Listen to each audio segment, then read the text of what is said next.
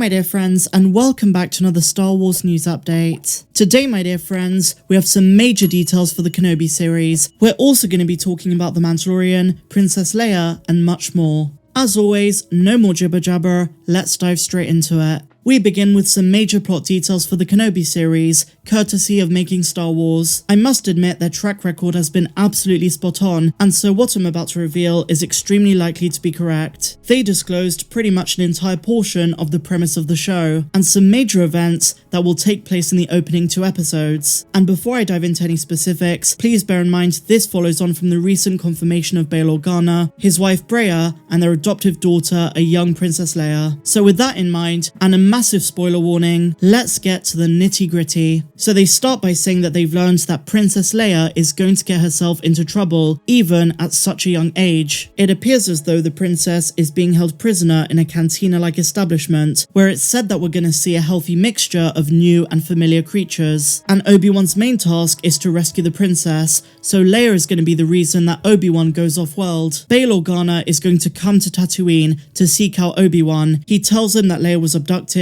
and asks for his help. Obi-Wan is then going to take public transport off of Tatooine, reportedly the same kind of shuttle we see Mando take in the Book of Boba Fett, but where he's going is not pleasant. Now, as we know, the Sith Inquisitors are behind Leia's abduction. It is said that they knew Kenobi when they themselves were Jedi, and they're aware of his role before Order 66. They then say that the 5th brother, played by Sung Kang, and the 3rd sister by Moses Ingram, are going to try and pull Kenobi out by a trap, and in capturing Princess Leia, they want to see who comes to save her. Now, the planet that Kenobi travels to is a new planet altogether, but it's one of the worst in the galaxy, one that no one wants to go to, full of crime, scum, villainy, you name it. And it's on this planet that he's going to meet up with Kumail Nanjiani's character, a contact of Bail Organa, and this basically rules out any possibility of Kumail Nanjiani playing Ashrad Het, later known as Darth Krayt. He's going to be a new character altogether. And Nanjiani's character then points him to a spice den where Leia is being held captive. This den is the cantina I spoke about earlier. A disguised Obi-Wan Kenobi sneaks in and rescues Leia. Making Star Wars also say that Tom O'Connell is going to be playing a surviving Zabrak Jedi in this show, although Making Star Wars Net do not say how he plays into it. They then describe the relationship that Obi-Wan and Princess Leia are going to have, and it's going to be something of a comedic dynamic, and the 10-year-old Leia is said to be very sassy, very outgoing and confident. Now, Making Star Wars did not reveal much else, but they do say that this mission is what makes Kenobi's life very complicated.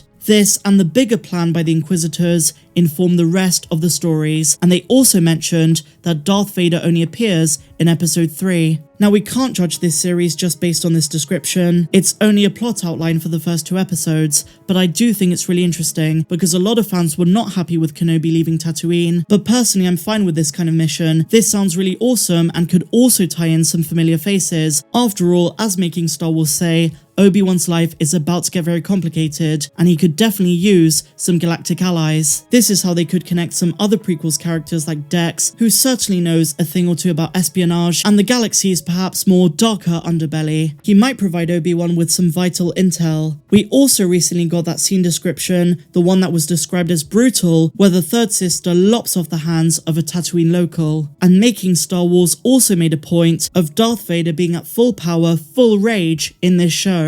So all of these plot details and scene descriptions have been really invigorating, and while some people say that Obi-Wan leaving Tatooine is breaking canon, I would actually beg to differ. Obi-Wan's exile on Tatooine is one of the most unexplored periods of Star Wars canon. 2 decades is a long time until we see him next in A New Hope. The Obi-Wan Kenobi series taking place right in the middle of Revenge of the Sith and A New Hope. Obi-Wan briefly leaving Tatooine to protect Leia does not really undermine any canon. There could be an argument to be made that it does break his exile, but this is only for a short period of time. In other words, it's an emergency situation. So those are the only details we know so far. We don't know much about the encounter with Darth Vader that Obi-Wan is going to have, and we also don't know yet how he's going to come across the survivors of Order 66, something that is rumoured for the Kenobi series. But as I say, this just being the premise, it's a bit too early to judge, and reading a supposed plot synopsis on paper is very different to seeing it on screen. But in either case, I have very high hopes for this show. And another reason to be very excited is that Yoda is also confirmed. Making Star Wars broke this as well when they revealed in a live stream that Frank Oz Wars was involved on set. This means that Yoda is going to communicate with Obi-Wan from Dagobah. We do know from the Empire Strikes Back novelization that the two of them did communicate through the Force between the end of episode 3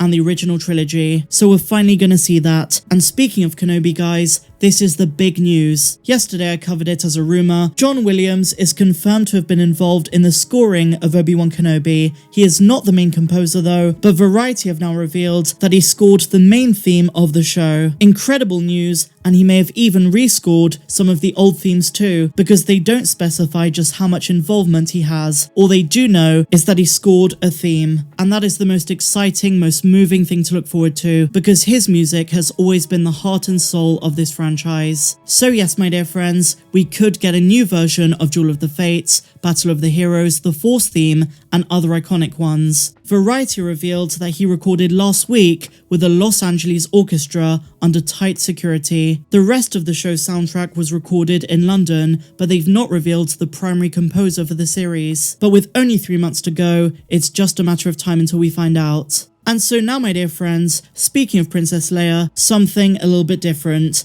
As we saw in The Rise of Skywalker, she died while trying to reach out to her son Ben Solo through the Force, while Star Wars concept artist Phil Saunders shared artwork that he created for Leia's death, but this one was based on earlier versions of the script. So in other words, an alternate death scene. This version of Leia's death takes place on the Tantive 4. In his own words, Phil says, an earlier version of the script placed Leia's death in her stateroom on the Tantive 4 in transit. At the moment of her passing, a comet was supposed to streak past her window. He says, I shaped the stateroom to telegraph its location in the blockade runner just under the cockpit in the Hammerhead. Now this is fitting because the Tantive 4 was both the first starship to ever appear on screen in Star Wars, and it was also the location where Leia was first introduced in A New Hope. And this alternate scene was probably an attempt by J.J. Abrams and Chris Terrio to bring her story full circle. But what do you guys think of this? Should they have gone with this version, or do you prefer what they went with in The Rise of Skywalker? Given Carrie Fisher's passing 3 years prior, whatever the case, they would have had to have killed off Leia in this film. And even with the help of her daughter Billie Lourd, unfortunately it was time to say goodbye to our princess. And even though Carrie Fisher is not with us anymore, we will see a younger Princess Leia, age 10, played by Vivian Lyra Blair in the Obi-Wan Kenobi series. But otherwise, my dear friends,